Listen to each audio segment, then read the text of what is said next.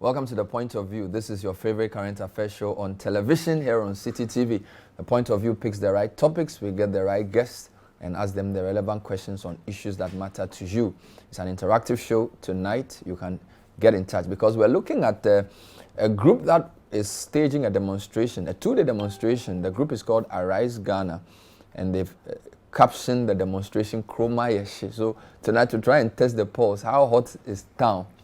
And my guests are Sami Jemfi and Bernard Mona, two of the leading members of that coalition which wants to demonstrate. Interesting development today in court, but we'll find out what the real grievances are, what point they want to make, and how sure they are they'll get the turnout they've been planning for. Stay with us. Welcome back. So tonight we'll talk to the organizers of they call it Krom Ayɛ Hye demonstration, but essentially the group is called Arise Ghana. So what are their grievances? And what do they hope to achieve with the protest tomorrow and the day after? If you're watching this on Tuesday, obviously the demonstration would have been taking place as we show you highlights of this program.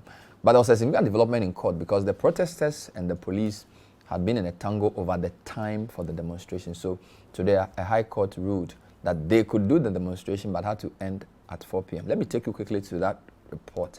And then when I come back, my guests who will join us to tell us more about this demonstration. The demonstration is supposed to happen up to 8 p.m. Now, the police are saying that there are terrorist acts in the sub-region. We have shown, by way of our affidavit in opposition, that of all the terrorist acts in the West African sub-region and Africa, none happened in the night. And so, if you are not opposed to a demonstration happening in the afternoon, how do you use terrorist acts in the afternoon in Togo to oppose demonstration in the night? But like in the superior wisdom of the court feels that, well, for the continuous peace of the country, the demonstrators can make their point by ending the demonstration at 4 p.m., contrary to the claim by the police that it should end at 3 p.m.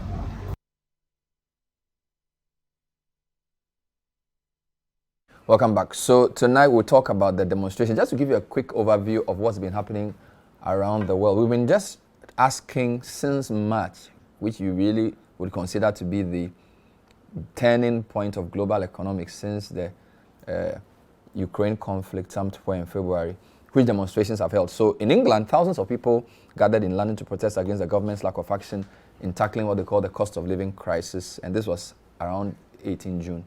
Protesters marched from Portland Place to Parliament for a rally, or they call it Parliament Square. And this included the General Secretary of the TUC. In Ireland, thousands took to the streets after inflation surged to their highest level since the 1980s, prompting cost of living protests in cities across the country. Inflation rose to 8.3% in May, slightly higher than the EU average rate of 8.1%, according to Eurostat. And this was on the 19th of June. So this is essentially a week and a few days ago. In Belgium, around 80,000 people marched to the Belgian capital Brussels on Monday to protest the high cost of living and the lack of sufficient increase in wages. And at the urging of the largest labor unions in the country, the protesters met in front of the Brussels North Railway Station. So this was 20th June. Now, in South America, in Ecuador, indigenous people set up a roadblock on the highways in Ecuador in protest of rising, they call it gasoline prices, and the economic policies of the president, who is considered a right-wing, is Guillermo Lasso. Now, the protesters were blocking roads with burning tires, stones, and mounds of earth in at least 10 of the county's 24 provinces. Now, in Guinea, which is not too far from here, they had a protest on Wednesday over fuel price hikes, and this was possibly the most serious unrest since the military junta took power last year. Gunfire rang in Conakry overnight as police barricaded streets and set tires alight in protest over a 20% increase in the price of fuel. And this was in a Reuters report. So that was 3rd June, so early in this month. In Israel, a protest camp was set up in Tel Aviv on Sunday evening, joining the encampments that have been set up in several locations across the country in recent days to protest soaring housing prices. And then in Palestine as well, there were a number of arrests. This is early in June as people protested high prices of food and other necessities. Now, I think the biggest demonstrations and the biggest issue has been Sri Lanka, where a lot of anger has been expressed. And we've seen documentaries on Sri Lanka. People took to the streets, people have attacked politicians. The country has been in chaos.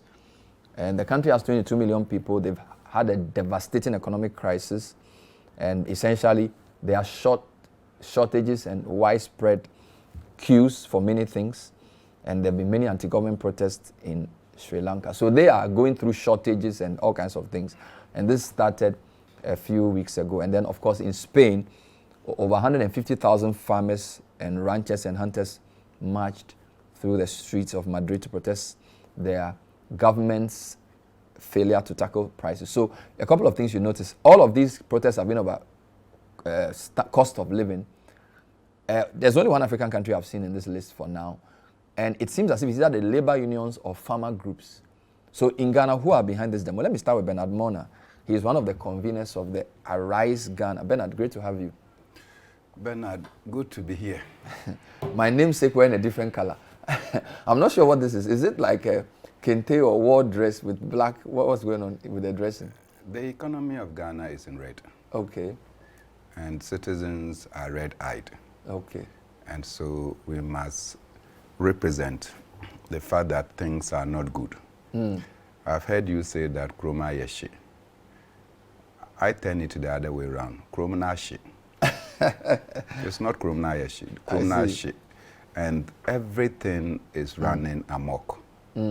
Citizens are not able to meet any of the cost of living items, be it electricity, water, fuel prices. I need not talk because you have been a daily consumer of petroleum products in this country, and I'm sure that your budget is unable to meet the daily increases in petroleum prices. Above all, the profligate expenditure of government officials, coupled with the fact that we see a certain level of arrogance and pomposity surrounding officials of state that really don't care about what is happening to the generality of our society. And we think that we have kept too silent for too long. And we think that there have been so many groups speaking virtually across the same purpose. So we decided that instead of Justice for Ghana organizing its event, PNC organizing its event, NDC organizing its event, MPP or some disgruntled members of the MPP, the media and civil society, why don't we fuse our energy so that we can crusade on the same things that we've been speaking about? That birthed the Arise Ghana movement. Which means you represent the Justice for Ghana and the PNC wing of the coalition. Of the coalition. In fact, the PNC, because I'm no more a national executive, there are members of the PNC. We have the National Youth Women's Organizer, and yes, the National Youth Organizer, the Communications Secretary, regional executives of the party that have all endorsed, and they are moving from one community to the other. They have been participating in the activities. If you go to the CPP or Seikofi of that is the youth wing. If you go to GUM, the General Secretary of GUM. If you go to civil society, I can count over 10 civil society that have endorsed, including some of your colleagues from the media that have openly stated their unhappiness about the way things have turned. And this afternoon, some lawyers, including Justice Ablai, and I'm sure when I mentioned Justice Ablai, you understand he took the issue of the deputies. I was on show with him, and he also endorsed the fact that, look, the level of economic hardship is said that he, as a teacher, a law lecturer, is unable to meet his expenses, and therefore he endorses and will come over for the demonstration. Persons like Nyahokta Maklu, who even in his real form still insists that, look, the way things are going, he will participate. We have Roku Brobe, and the list is endless. You have ordinary citizens. I am a farmer, and you do know that very well. And I say this. Last year, for instance, a bag of fertilizer was just 106 Ghana cedis, and I did maize. So to do maize, you need 3 bags of fertilizer on a minimum. That is 2 nitrogen and 1 ammonia. Now, if one was 106 Ghana cedis, 3. This year, 1 bag of fertilizer is 420 Ghana cedis. So what it means is that the amount of money that a farmer used to buy 3 bags of fertilizer for an acre of land. Today, it's just 1 bag of fertilizer. So our farm acreages will decrease. Means that those of us who did huge farms last year, we did 250 acres. This year we have reduced it to 50 acres because of the cost of inputs. Certainly everything has gone bazaar. And so we can no longer sit down and think that President Akufo-Addo and his government that is insensitive will do anything. And above all, I say this, that when we warn them about the consequences of passing the electronic transactions levy, and that, look, it is not going to attain the required results, yet it's going to impose hardship on all of us. You pay income tax, you pay payee. And anytime you still have money in your wallet, government takes part of it. That is confiscations of your savings. Those who are in the rural communities where they don't have banking facilities or services, all they do is that when they sell their produce, they go and put in the mobile wallet so as to store their monies away from other bad elements in society. Today, you have denied them the opportunity to do that. And now you are crying that after 1 month of implementation, you should have listened to the people of Ghana. You are getting less than 10% of what you targeted. We'll come to the details of the grievance. I just wanted to introduce Lawyer Sami Jemfi of the group Arise for Ghana, and also representing different forces. I just wanted you to give me more into who else is in this coalition, because he's mentioned some political parties, he's mentioned civil society, he's mentioned some other groups. Which other groups are part of this? Well, let me give you some more details. The General Secretary of GUM, my own brother, Comrade Kweju Gold, is a member of Which is a political party, GUM? Yeah. Okay. That's also for Chabosum's party. Okay. They had 0.84%. Oh, yeah, GUM. I think they placed third. Also for Chabosum. Yeah. Yes. The General Secretary of APC, Comrade Mordecai, the youth organizer of the APC, and the women's organizer of the APC are all members. This is Ayariga's APC? Yes. Okay. Then you have known MPP activists like Bai Chanfo, Okay. Listo Nanapoku, who are all leading members of Arise Ghana. Okay. Yes, and you also have. Have they come out to speak on this? Of course. Okay. They've been in the media, they've been with us on the ground, they spoke at a maiden press conference, you know. We also have the Coalition of National Youth Organizers, which is made up of youth organizers of all the key political parties. The GCPP Youth Organizer is there, PNC Youth Organizer, PPP Youth Organizer, CPP Youth Organizer, my brother Osei Kofi, and all that. They are also members of the Except group. the MPP? No, yeah, the MPP, MPP National Youth Organizer, is not there. Okay. And we also have members from of civil society groups, like your friend Duncan Amwa of COPEC. So COPEC is a member of Arise Ghana, represented by the executive director, Duncan Amwa. Our own brother Mensa Thompson of ASEPA is also a member. We have Ask of Governance Watch, and a couple of them. Drivers for Change. Yeah. We also have a lot of drivers unions. We have Drivers for Change. Commercial drivers? Yes. Okay. So you have Drivers for Change, those who supported President Akufo-Addo's 2016 campaign. You have the True Drivers Union, the Concerned Drivers Union, the National Concerned Spare Parts Dealers, their PRO, Mr. Techiado, is also part of Arise Ghana. We have the National Okada Riders Association.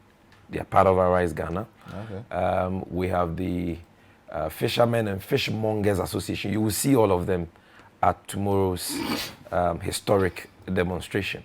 They are all part of Arise Ghana. And so Arise Ghana is truly a nationalistic, coalition made up of activists from all walks of life, diverse backgrounds. Don't forget media persons like Bobby Ansan, Comrade Bobby Ansan of CMG Class Media Group, Kwame Menka of TVXYZ and Power FM, and a host of them. There are lots. In fact, now we are having a lot more joining the group, like Ukatachi Frifa, who is also a journalist. My own brother, Captain Smart, has indicated that tomorrow he will be at the demonstration.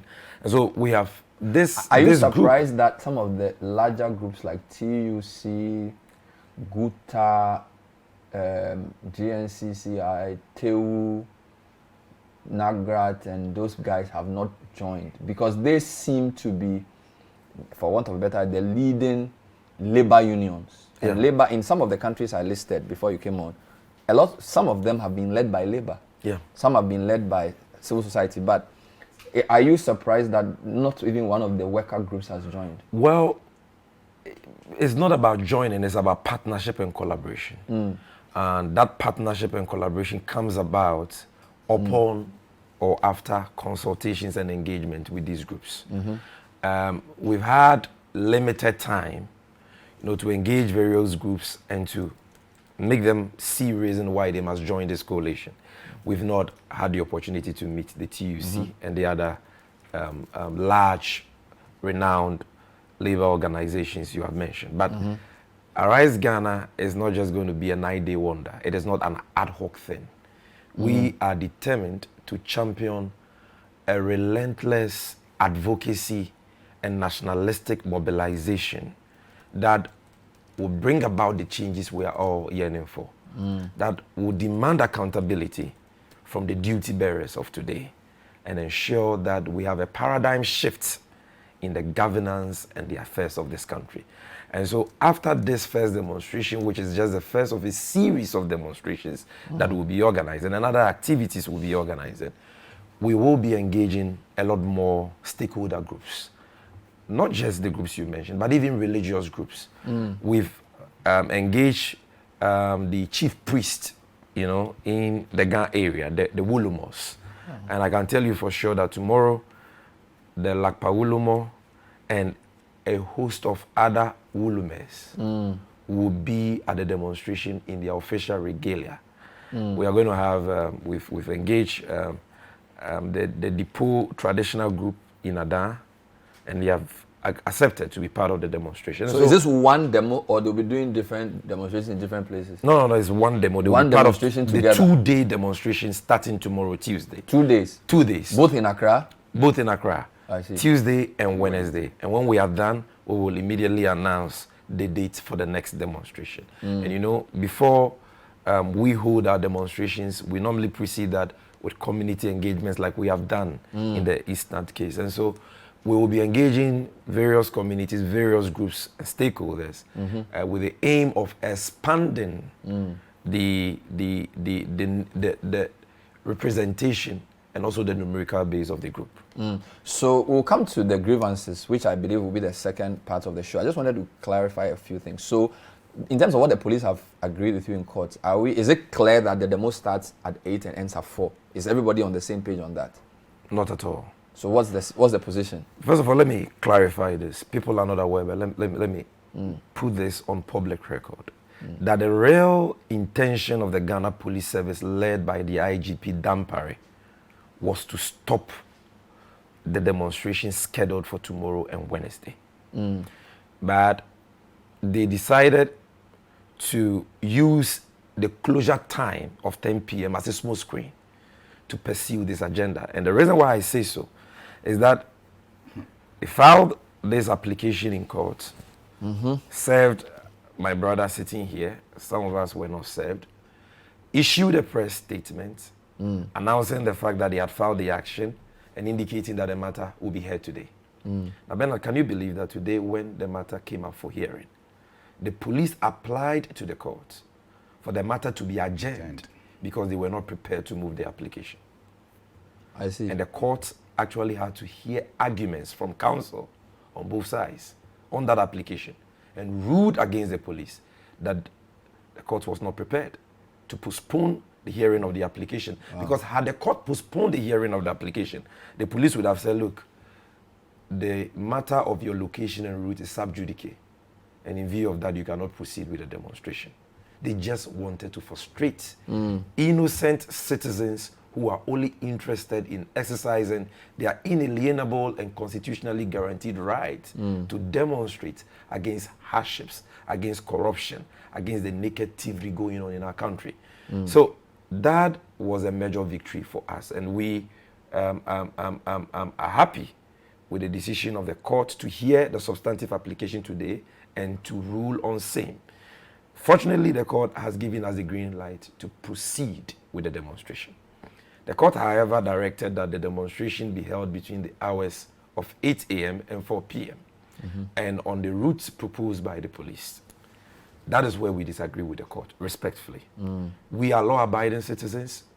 We are interested in protesting against the issues that we are aggrieved about in a peaceful, law-abiding manner. And so we decided that, look here, we disagreed with the court, but the law is the law. And so we will not defy the court orders.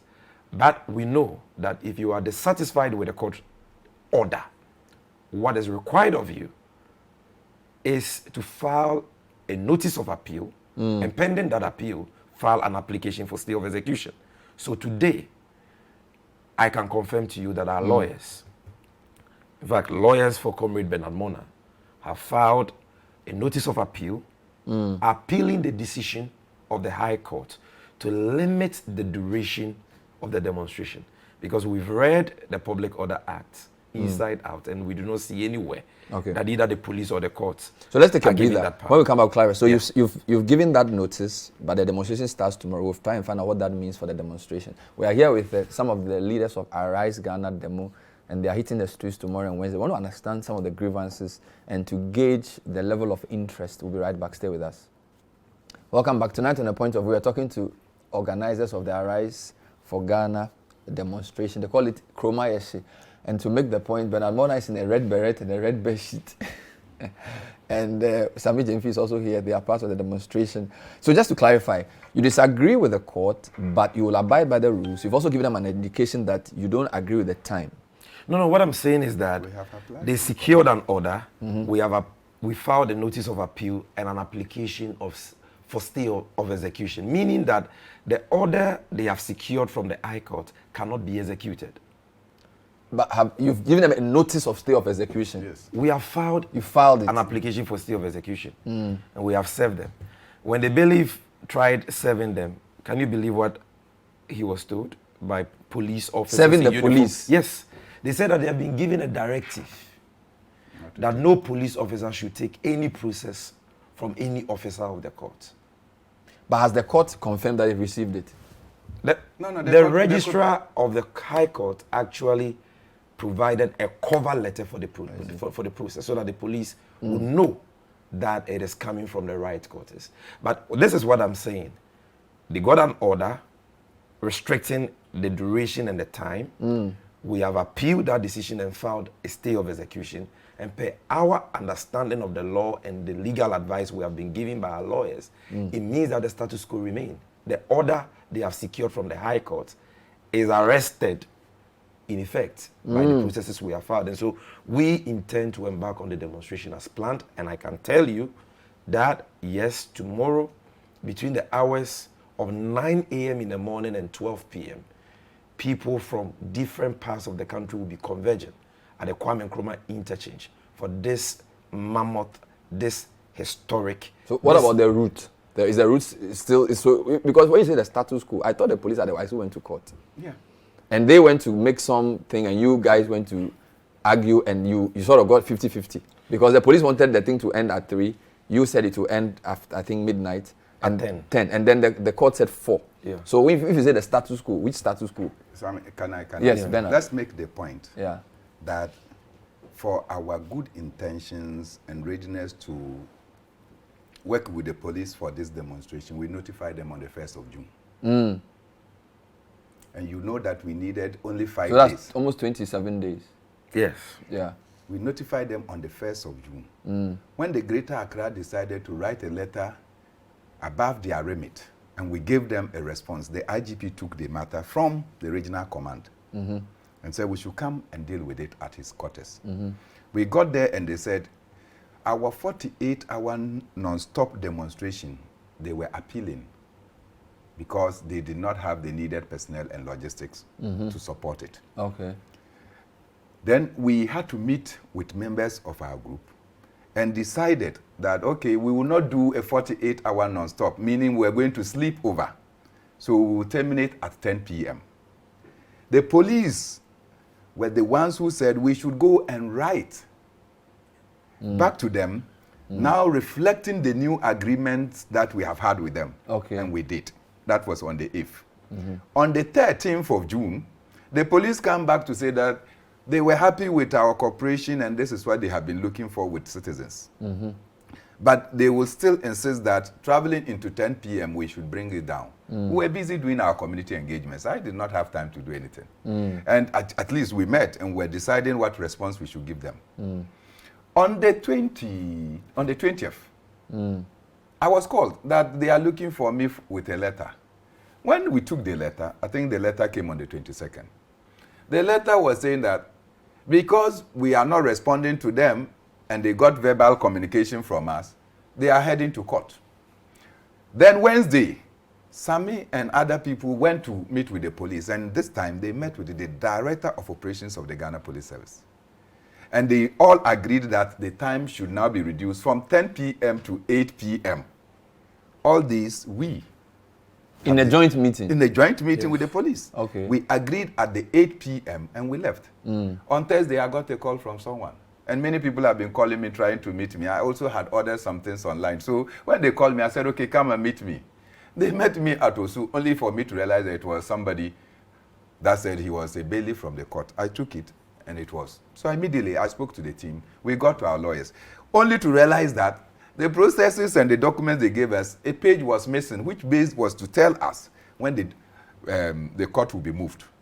So you're not even aware of the date? We are not aware. So it was our lawyers who actually went to court to do their own search to arrive that, no, this matter will be moved on Monday. They gave us only 1 day, Friday. You know that we are supposed to have 3 days. So with the 1 day, we still file our processes. Today we got to court and the police is not ready. So how was the matter argued without the police? And no, they were not ready. They came to court and they were rather asking for they rather file a different motion to say that, look, the court should grant them. But the judge heard the matter. The judge heard and decided that the demonstration should hold. The demonstration should hold. We should terminate at 4 p.m. contrary to the police request for 3 p.m. And the judge was terrified that the police was talking about terrorism.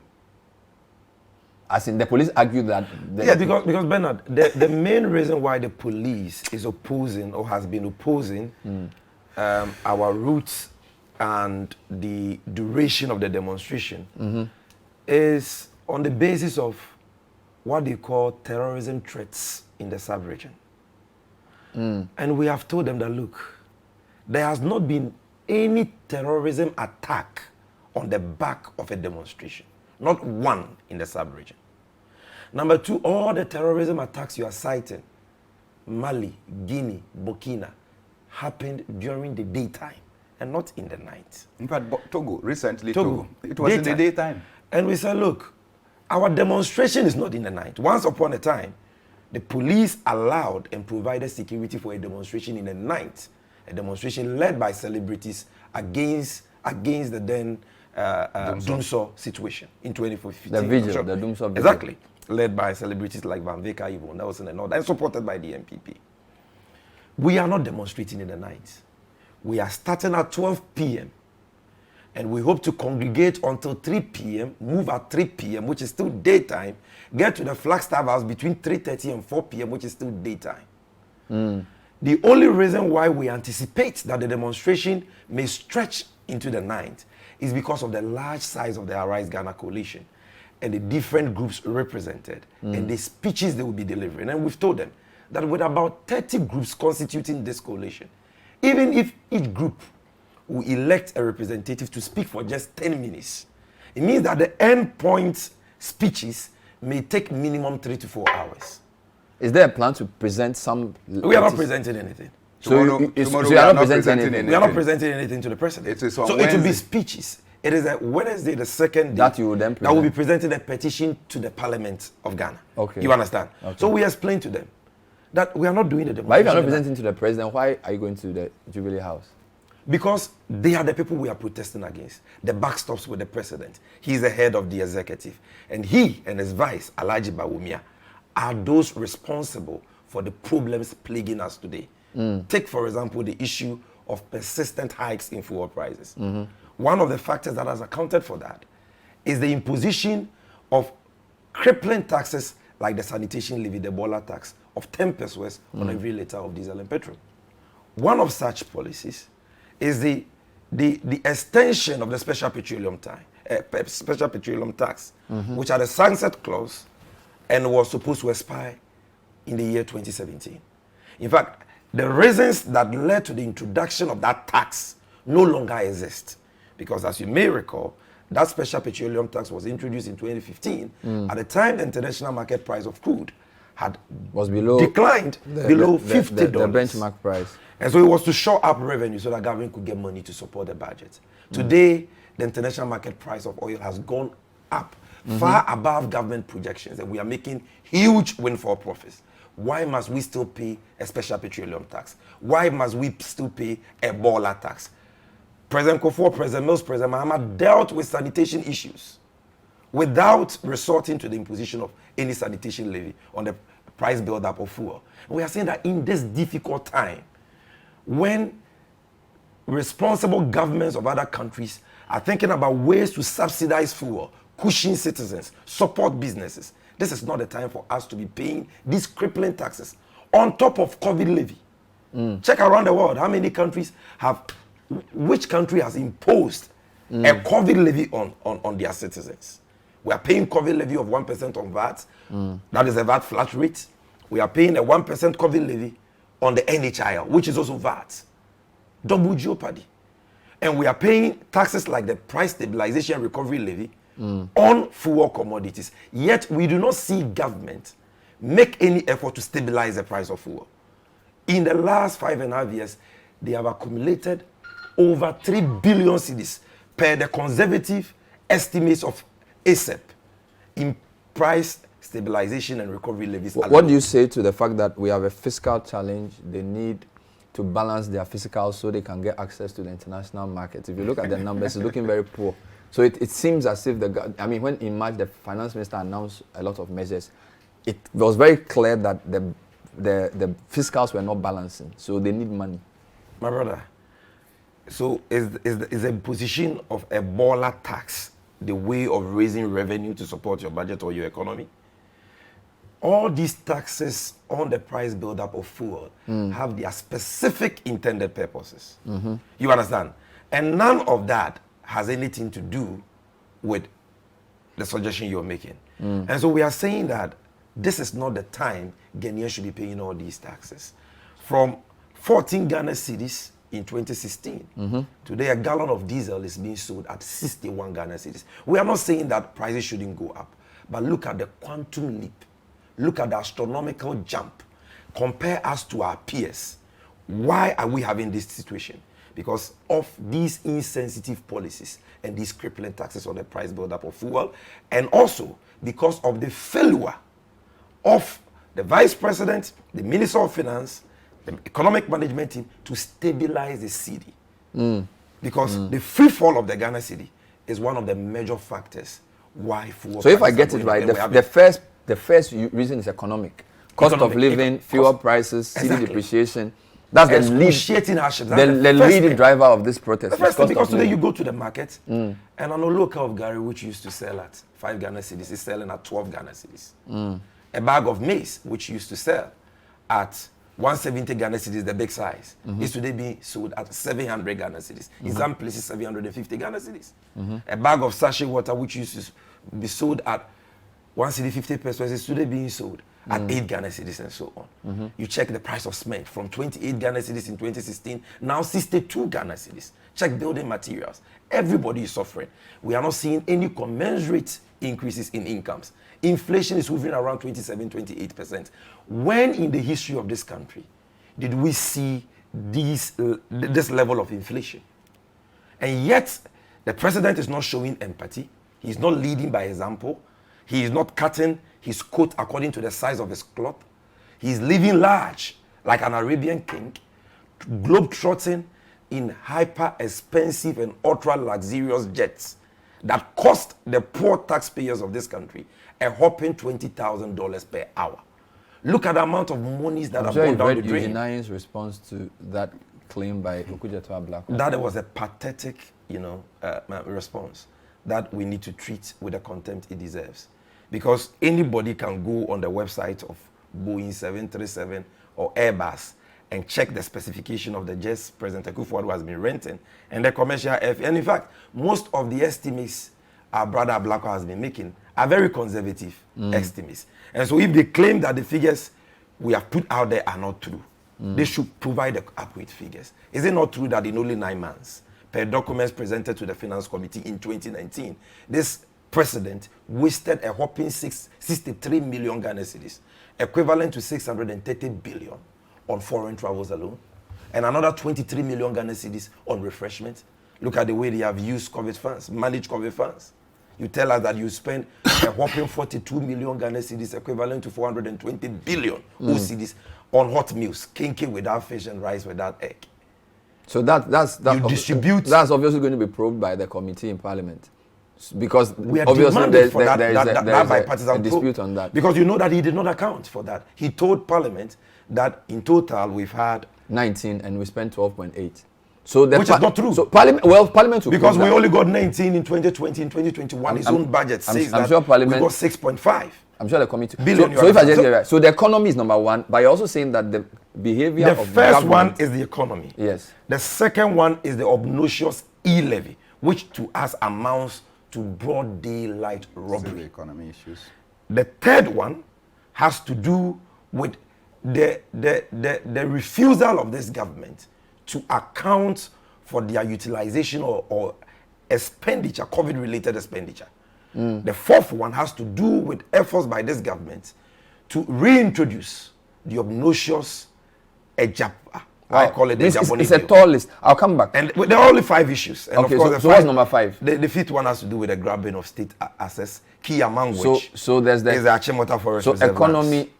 e-levy, and then the corruption. State lands and State lands number 5, Yeah. and then you said Japa is coming back. Exactly. We'll come back with more on this. We are trying to understand the mood and the sentiment around the almost Krom Ayɛ Hye demonstration. Bernard Mona is here with another leader of the group, Sami Jemfi. We'll be right back. Stay with us.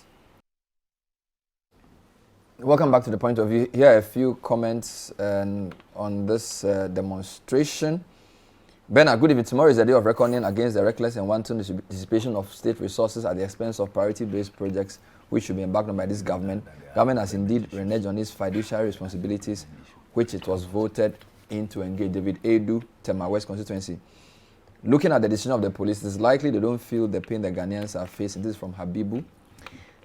Seth Fiamo says, good evening, Bernard and Sami and Mona. The rate of hardship we go through under this government can best be described as death sentence of innocent citizens.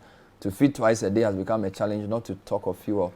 Our business are suffering without an end in sight, and this is the reason I'm joining the demo tomorrow. Kweku from La Paz. Bernard, I wonder if we are practicing democracy. The current government doesn't listen to anyone and continue to do everything with impunity. Bernard, the manner, place, and time of demonstration and duration are all forms of expression and are protected under the Constitution. You cannot beat someone and dictate how they cry. The courts have taken the sting out of demonstration, George. Bernard, let me come to you. I was interviewing a friend of mine in Lagos who did a study on protests in different countries in Africa. And it appears Ghanaians' penchant for demo is a bit low. In fact, Ghanaians' willingness to even join a volunteer movement was lower than most countries. They compared us to Benin, Zambia, and other things. Are you worried about that? That even though the situation you describe is real, on our radio show we hear people complain about food, we know the challenges in the economy, you may not get the necessary following because people are like, politicians will come and go. So it's really not their cup of tea to go on the streets. Some too are saying, Charlie, we need work. We don't have time to go and demonstrate. What's your view about this historic Ghanaian almost apathy towards demonstrations? Probably I can say yes and no, because where I sit, and you know my arguments, that demonstrations are not just about the numbers. And that if the three of us are the only ones on the street tomorrow, the message and reasons for which we are demonstrating is the most important than the numbers. And therefore, in many other jurisdictions, you see one man go on demonstrations. We have seen single individuals go on hunger strikes in order to manifest the general feelings of society. So numbers are important, but if you're looking at reasons for which we should demonstrate, and I have seen this time without number. See, when I was coming out of court today, some of the police officers that were stationed there said, Bernard, they cannot take off their uniforms. They were saying it undercover. Yes. You understand? They were saying, Bernard, because you're Tamechi. Even in this, your studio, when we sat down, you had people saying that, look, put more fire. More fire. More fire. What does that mean? It means that, look, they would love to be part, but tomorrow you will ask them to come and be behind. They are feeling the pinch. They are feeling more of it because they are not getting the momo that they used to get.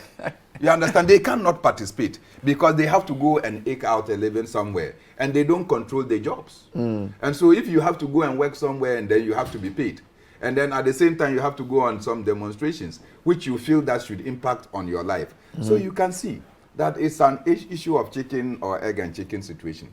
But I can tell you that sometimes when we are in these demonstrations, what do you see? You see people in their cars, and they will tell you that, you understand? We see people, when we're doing demonstrations and we went to picket at Parliament House, I didn't even know that we will get hungry along the line. You know, my mind was just on going to Parliament to go and picket. All of a sudden, then I realized that somebody just came and stopped by and said, oh, Meba, and went and brought us malt. Then it was at that point I realized that really I was hungry.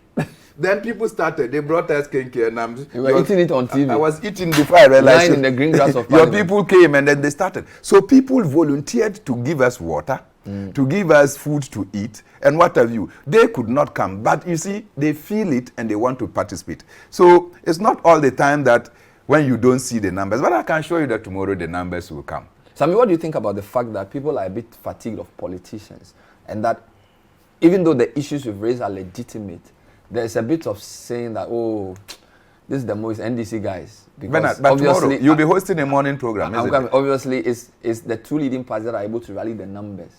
So, for example, if you were not in this demo with the NDC support, they may not get the numbers. So there's a bit of fatigue with politicians. Not at all. I think that going on the ground, engaging people in the communities, there is one common message that I have picked up. People want us to put the national interest first before our partisan interest. Okay. And so long as the clarion call is centered on the national interest, people are willing to participate in whatever agenda one is pursuing. And that is why Arise Ghana is already a success. And no man born of a woman can quench this fire. Because this mobilization is organic. In fact, we, the organizers, we are even overwhelmed by the kind of calls we are getting, the support we are getting, the goodwill messages we are getting, and the signals we are picking. We are telling the police that, look, we are law-abiding citizens. We want to embark on a peaceful demonstration in exercise of our constitutional rights. You are Ghanaians like us. You go to the same filling stations we go to. You buy diesel and petrol like us at the same prices. You are also feeling the hardships. Never in the history of this Fourth Republic have we experienced hardships on the scale we are currently experiencing it. Exactly. When in the history of this Fourth Republic have you seen inflation at about 27, 28% in recent time? That is even the cut down inflation. Really, that is a inflation rebased. is above that. That is even rebased inflation. You understand? When in the history of this country have you seen unemployment hovering around 13.5, 14%, from 6% in 2016 to now 13.5%? You talk to the boys and the girls today, they tell you there is no money in our pockets. There are no jobs for us. Are university students going to join? Oh, of course, we have in their numbers. Because I haven't heard unemployed. I'm saying this because, again, when I was on campus, university campuses became the hotbed of resistance to some of these things. But I haven't heard Nooks or USAG or any of these. There are a lot of students coming. There are a lot of students from the main campuses. A lot of students coming from University of Ghana, you know. And so this is going to be a national awakening. People have decided to arise for Ghana, because this country must be rescued, this country must be saved. We have currently been plunged into a bottomless ditch as a result of the mismanagement of the economy and the affairs of this country by today. So let me just get something. You listed the 5 things. Yes. But what are your demands? Because the 5 things are the triggers. So what are your demands? We are demanding Immediate withdrawal of the e-levy. Okay. We are demanding the throwaway of the Ajapa deal. Okay. complete cancellation. We are demanding that all public lands and other lands that have been grabbed by officials of state should be returned. Starting from which date? Because the land they've been grabbing lands not be today. Well, Achimota Forest is the recent one, so everything should reverse to its original status. Okay. And nothing should happen. And of course, we are demanding that the young people who were deceived that their monies were going to come, NAPCO workers and all others, that there should be immediate payment. Nurses and nurses trainees have worked for the past 10 months and they have not been paid. And of course, we want to see that the profligate expenditure lifestyle of President Akufo-Addo is radically cut down. We are also demanding, more importantly, a significant reduction in the prices of food or commodities. And that can do by scrapping the obnoxious sanitation levy, the baller tax, scrapping the special petroleum tax, which should have expired by now, and scrapping the needless price stabilization recovery levy, which is not being applied for its intended purpose. We are also sending a clear, signal to the managers of the economy and finances of this country, particularly the vice president, who is the head of the economic management team, and the minister of finance, that sit up, arrest the dollar, and stabilize the city. Reduce the reckless borrowing and the spending of those borrowed funds on consumption, and begin to invest in the productive sectors of the economy, that can impact our lives positively. So these and many more are what the demonstration tomorrow and Wednesday. I read a few comments, and then, but before that, I agree with the fuel price point. I definitely think the fuel prices need to go down. We've done editorials, and I think on the basis of the economy in particular, I think the demonstration is legitimate. Thank you. And Thank that the people should be allowed to protest, particularly because this fuel price issue, if you look at the rates racing, the tax component is too high, and it's very inflationary. And on that particular point, and the city's depreciation as well, I think those are very legitimate, and I think the demonstration is in order. Thank you. Just final comments, 2 quick comments. This one says, Bernard, the problem today is the political class, not just the government. The issues we should be fighting include the excessive powers of the president and Article 71. And Arise should provide their view on what change they want to see on those as well. So this is coming from somebody. Another one says, teacher unions are disappointing the teachers. The economy is now out of their hands. Nanado, please calculate the rest of the salary and cost of traveling so we can pay you. This is a funny text message. And then another interesting one says, Bernard, having been in a demonstration before, but for Arise Ghana, I'm joining. My director actually came to the office and asked that those who are joining and give us permission plus free red shirt. My name is Ramik Teshi. You don't mention your company's name. And then watching you from Bumpurugu, we are solely behind this demo due to hardship in the country, high food prices, high cost of fuel. In fact, everything is messed up. All right. Thank you for joining Bernard Mona and Sami Jemfi, who are 2 of the conveners of Arise for Ghana. Almost Krom Ayɛ Hye. I'm sure they'll be playing when they share tomorrow. It's Ghana lucky. But honestly speaking, fuel prices have to come down. And if it will take the demonstration to bring it down, so may it be. Thank you very much, gentlemen. We'll be following. Our team will cover the demonstration as ever. Thank you. As responsible media. Bernard, when you close, pass by. Oh, my team will be there in our numbers. Coming up next is excerpts, business dashboard and excerpts of our business festival. Stay with us.